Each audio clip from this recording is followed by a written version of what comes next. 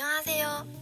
중국계 미국인을 소개하게 된 오조, 박서현, 신유진, 백다현입니다. 저희는 목차에 나와 있는 대로 중국계 미국인의 정의, 중국인의 미국 정착 역사, 콜럼버스 데이, 차이나타운, 아시아계 미국인 교육 편성, 중국계 미국인들의 문화에 대해 소개하려고 합니다. 중국계 미국인이란 좁게는 중화인민공화국 혈통을, 넓게는 중화권 전체 혈통을 가진 미국인을 뜻합니다. 이때 중화권 전체 혈통에는 한족이나 소수민족 등이 포함됩니다. 중국계 미국인의 인구수는 2019년 기준으로 약 540만 명으로 집계되었습니다. 퓨 리서치 조사 결과에 따르면 현재는 미국 내 아시안 인구의 23%를 차지하고 있는데요. 가장 많은 아시안 인구라고 합니다. 미국 이민 기록상 최초의 중국인 이민은 19세기 초인 1820년입니다. 이들은 어떻게 미국에 정착하게 된 걸까요? 이미 1849년 캘리포니아의 골드러시가 일어나기 전에도 325명의 중국인 이민자가 미국에 들어온 기록이 있습니다. 이들은 지리적으로 태평양을 통한 접근이 쉬운 하와이나 캘리포니아에 먼저 정착했습니다. 중국계 미국인들은 미국 서부 개척 시기에 철도 건설 노동과 광산업 등의 노동자 계급으로 유입되었습니다. 이때 새로 철도를 부설하는 과정 등에서 중국인 계약 노동자들이 동원되었습니다. 1852년까지는 2만 5천 명의 중국인들이 골드러시 당시에 철도 공사 등에 투입되었습니다. 특히 미국 중동부와 태평양을 잇는 철도 건설로 인해 중국인들은 중요한 노동 시장의 자원이 되었고 값싼 임금과 성실한 노동력으로 중국 노동자들의 수요가 증가하게 되었습니다. 상당수의 중국인들은 철도공사 노동 계약이 만료된 이후에도 중국에 돌아가는 대신 미국에 잔류하기를 택했습니다. 그러나 중국인 노동자의 유입으로 인해 노동자들의 임금과 처우 개선이 더뎌지고 있다는 의식이 미국 사회에 만연해지자 미국은 중국인 배척법을 통과시켰습니다. 이로 인해 중국인들의 이민이 줄어들었습니다. 그 후 제2차 세계대전 도중 중화민국이 미국에 우방이 되면서 중국계 미국인들의 입국 제한, 귀화, 혼인 제한이 완화되었습니다.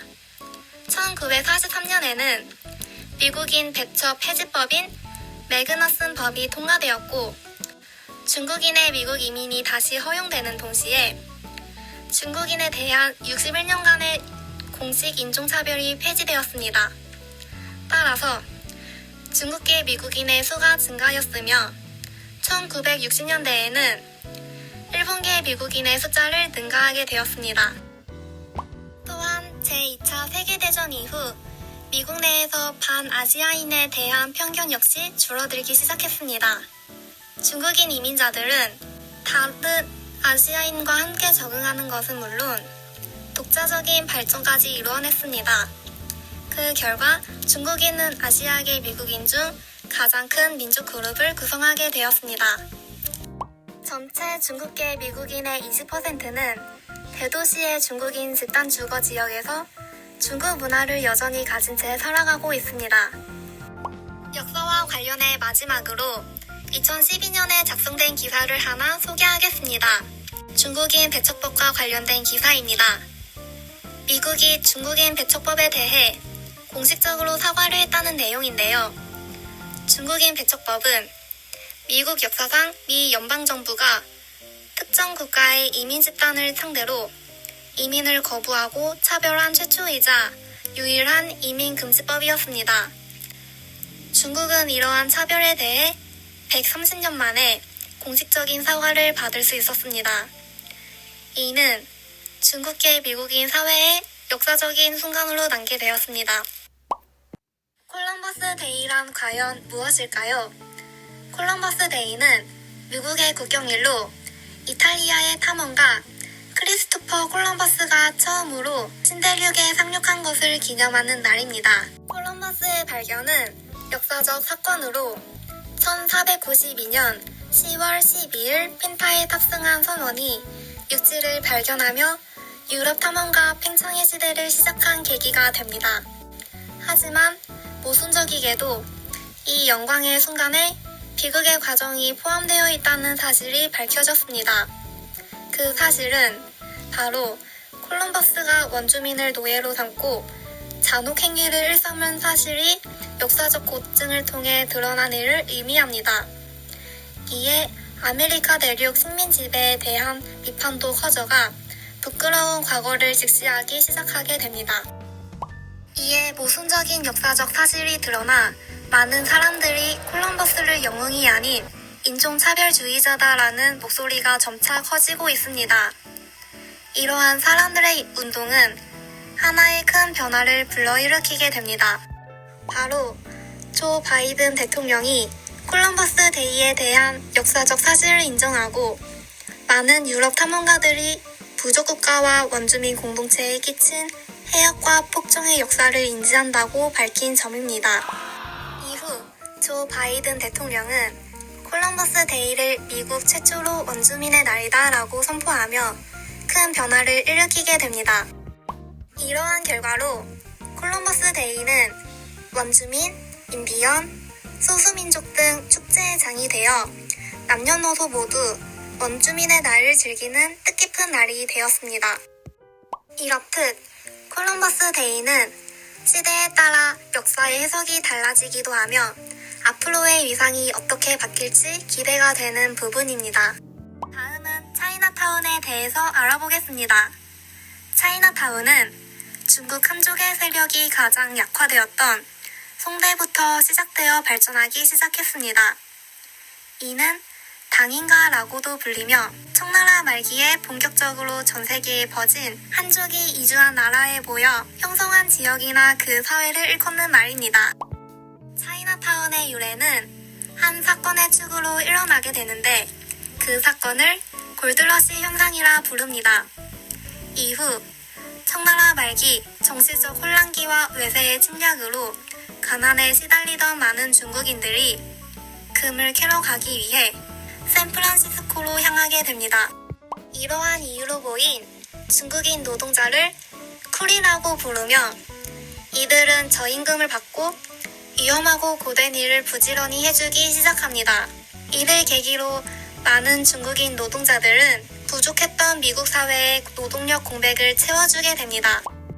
하지만 점점 많은 중국인들이 몰려오자 노동력이 넘쳐나기 시작하였고 이에 미국 사람들은 중국인의 이민 허가를 제한하기 시작했습니다. 샌프란시스코 앞바다의 섬에서 많은 중국인들이 장기간 머물게 되는데 이때 중국인들은 최대 규모의 차이나타운을 형성하게 됩니다.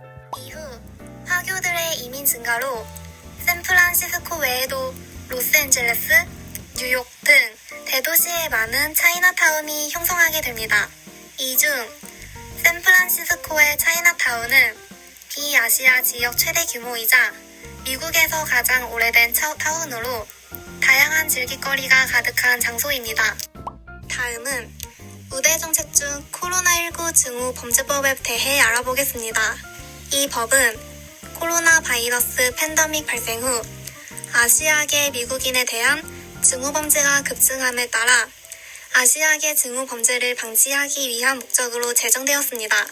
이렇듯 아시아계를 노린 증오 범죄가 증가함에 따라 조 바이든 대통령은 코로나19 증오 범죄법에 서명을 하게 됩니다.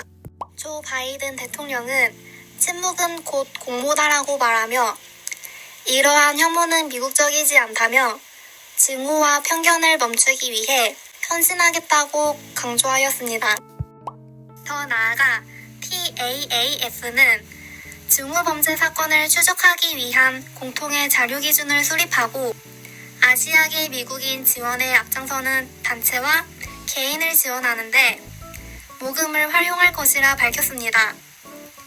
HSS는 아시아계 미국인에 대한 외국인 혐오와 편견을 완화하기 위한 연방정부의 대응 권고안 등을 제공할 방침이라 밝혔습니다. 한편 법무부 갈란드 장관은 증오범죄 정보에 대한 언어 접근 장벽 제거 등의 계획을 수립할 것이라 밝혔습니다.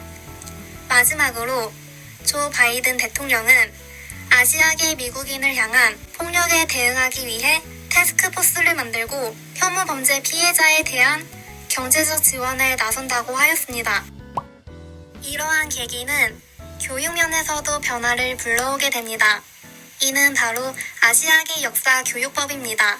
평등한 아시아 역사 교육법은 미 일리노이주에서 처음으로 아시아계 미국인들의 역사를 가르치는 수업을 의무적으로 채택하였습니다. 이러한 결과의 원인은 코로나19의 부정적인 영향이 컸습니다. 이러한 커리큘럼이 잘못된 고정관념과 편견을 퇴치하는데 도움이 될 것으로 판단한 것입니다. 이후 학교들은 앞으로 아시아계 미국인들이 미국의 발전과 민권 신장에 기여한 역사에 대해 가르쳐야 한다는 필요성이 대두되었습니다. 더 나아가 이러한 교육법은 구체적인 역사를 통해 인간의 존엄성을 배우게 하며 삶에서 다양한 형태로 나타날 수 있는 차별을 예방하는 것이 목적입니다. 아시아 외의 다양한 소수민족 출신 미국인들의 역할도 교과 내용에 포함되어 다양한 민족의 역사를 포용하는 모습을 보입니다. 뉴욕타임즈는 이 법이 제정된다면 현재의 아시아계 미국인 역사 교육의 제한적인 내용을 돌아보는 분수령이 될 것이며 아시아계 미국인 이민권이나 노동운동에 기여한 역할까지 소개할 수 있는 중요한 계기가 될 것으로 평가하며 긍정적인 입장을 보였습니다. 한편 뉴욕주에서도 일리노이주와 유사한 법안이 제안되었으며 위스콘신주에서는 다양한 민족 출신의 미국인들의 구체적인 역사를 포함해야 한다고 밝혔습니다. 지금부터는 중국계 미국인의 문화에 대해 소개하고자 합니다. 먼저 음식을 살펴보면 중국 차는 18세기와 19세기 미국에서 인기 있는 음료였습니다.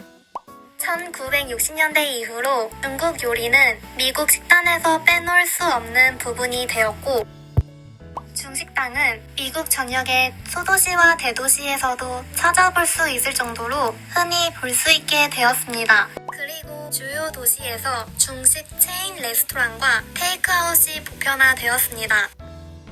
오늘날 중국계 미국인은 중국 전통 의상을 거의 입지 않습니다. 하지만 공식적인 파티나 연회 같은 특별한 날에 젊은 중국계 미국인 여성은 몸에 꼭 맞는 생삼 또는 치파오를 착용합니다.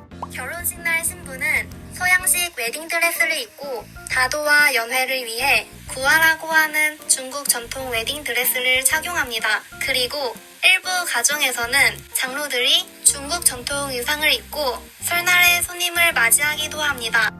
그들은 어떤 풍류를 즐겼을까요? 중국계 미국인 커뮤니티에서는 중국 오페라와 민요 공연을 해왔습니다.